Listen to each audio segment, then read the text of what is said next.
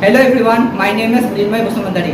My name is Monty Gosari. My name is Yamuni Radha. My name is Nimita Radha. We are class 12 students of Rosary Higher Secondary School. Our group is called RSS12 and our project is called Sanskriti Box. Assam এখন সমৃদ্ধ সংস্কৃতি আৰু পৰম্পৰাৰ দেশ। অসমৰ লগত জড়িত ৰাভা জনগোষ্ঠীৰ পাজাৰ এক অন্যতম উদাহৰণ। কিন্তু আজি বেছিভাগ মানুহে এই কাপোৰবোৰৰ ইতিহাস সংস্কৃতি বা তাৎপৰ্য নজনাকৈ ক্ৰম কৰে। আনকি পেকেজিংটো প্ৰায় প্লাষ্টিক ভিত্তিক হয় আৰু আমাৰ এদিশৰ মূল্য প্ৰতিনিধিত্ব নকৰে। সেয়া আমাৰ দলে এনে এটা ধাৰণীয় পেকেজিং ডিজাইন সৃষ্টি কৰাৰ সিদ্ধান্ত লৈছে যিয়ে কেৱল কাপোৰখনকে সুৰক্ষিত নকৰে বৰঞ্চ ইয়াৰ কাহিনীও কয়। আমাৰ সাংস্কৃতিক বাকচ পুনৰ ব্যৱহৃত কাগজ আৰু প্ৰাকৃতিক ৰঙৰ দৰে প্ৰৱেশ অনুকূল সামগ্ৰীৰে তৈয়াৰ কৰা হয়।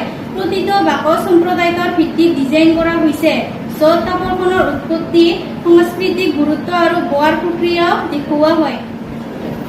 আমি এটা QR কোড সংযোগ কৰি দিছো যি এটা ছুটি ভিডিঅ' বা কাহিনীৰ সৈতে সংযোগ কৰে যাতে কাপোৰ ক্ৰয় কৰা যিকোনো ব্যক্তিয়ে শিল্পীসকলৰ আৰু তেওঁলোকৰ পৰম্পৰাসমূহৰ বিষয়ে জানিব পাৰে।